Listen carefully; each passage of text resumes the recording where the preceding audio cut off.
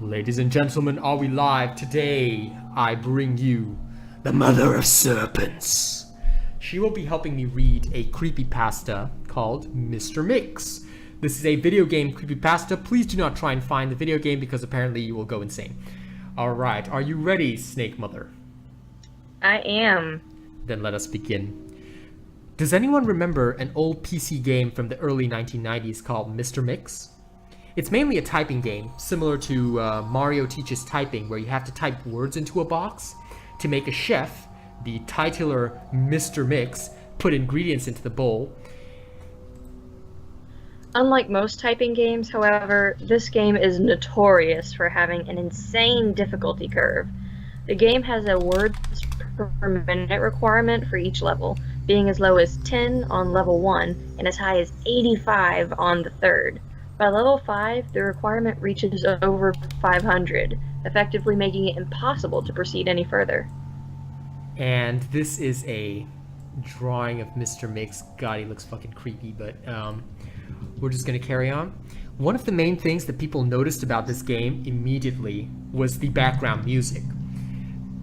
And if you watch our Animal Hit videos, this is kind of similar. The music on the first level was an unsettling pattern of growls that gets progressively louder as the level goes on, often causing damage to early computer speakers that were not designed to handle extremely high volumes of sound.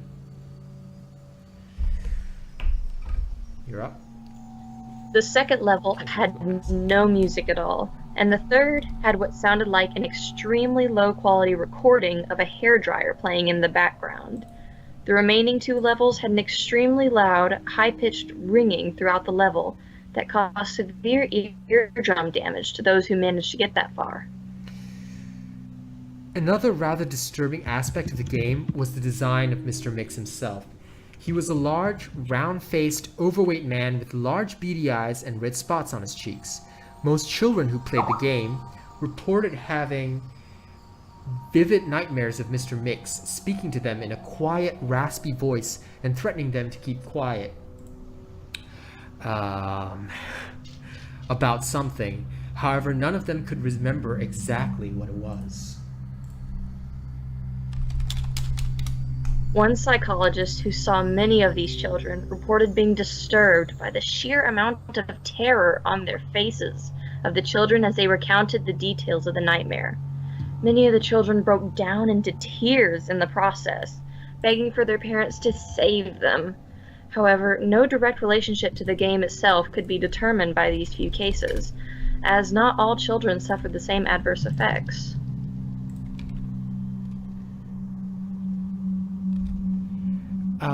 For obvious reasons, this game did not sell very well. It remained in relative obscurity until a few years ago, when PC started digging through it. Yeah, I just realized that your connection, Snake Mom, that was so creepy. It started getting distorted as you were reading, and fuck. When you guys hear this reading, it's gonna be crazy as shit. And I also realized I didn't send you the creepypasta. How were you reading it this entire time?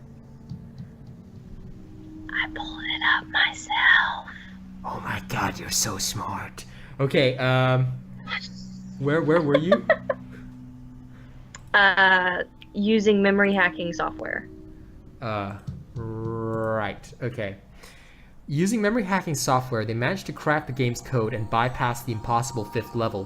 What they found, however, was extremely disturbing and caused many of them to quit the expedition altogether. Now, according to the reports these hackers left behind, the game behaves very strangely if the 5th level is bypassed. The game crashes violently and closes, writing a bunch of files to the user's System32 directory to the point that the RAM was almost completely filled.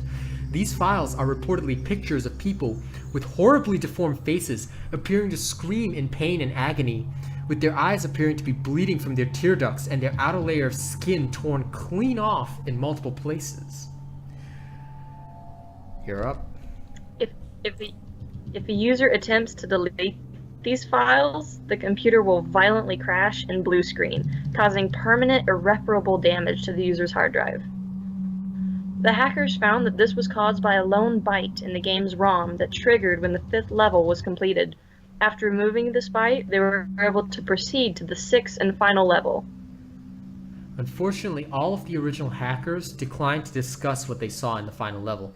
All of them became extremely paranoid and reclusive, refusing to talk about anything related to the game and showing astonishingly extreme symptoms of post-traumatic stress disorder.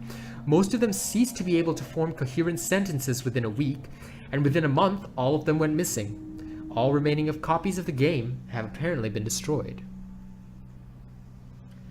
To this day, no one knows what was in that game that caused them so much psychological damage. Maybe it's better that way.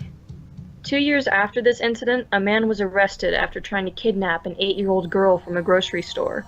Through DNA and fingerprint analysis, the man was identified as one of the original hackers who viewed the final level of the game. He was wearing a white chef's hat and had a look of unspeakable malice and insanity on his face. When interrogated, the man would only say one thing. Mr. Mix. Okay, so, ladies and gentlemen, even though Snake Mom was distorting, I think that actually made this fucking creepy as shit. In fact, I was getting creeped out. But anyway, thank you for enjoying Mr. Mix. Please do not look for the game. If you die, I'm not responsible, okay? But please enjoy yourself. See you on the next reading. Disclaimer. There's a what? What did you say, Snake Mom? Disclaimer. Disclaimer, yes. Yeah, so please don't die trying to find this game, okay? See you all later.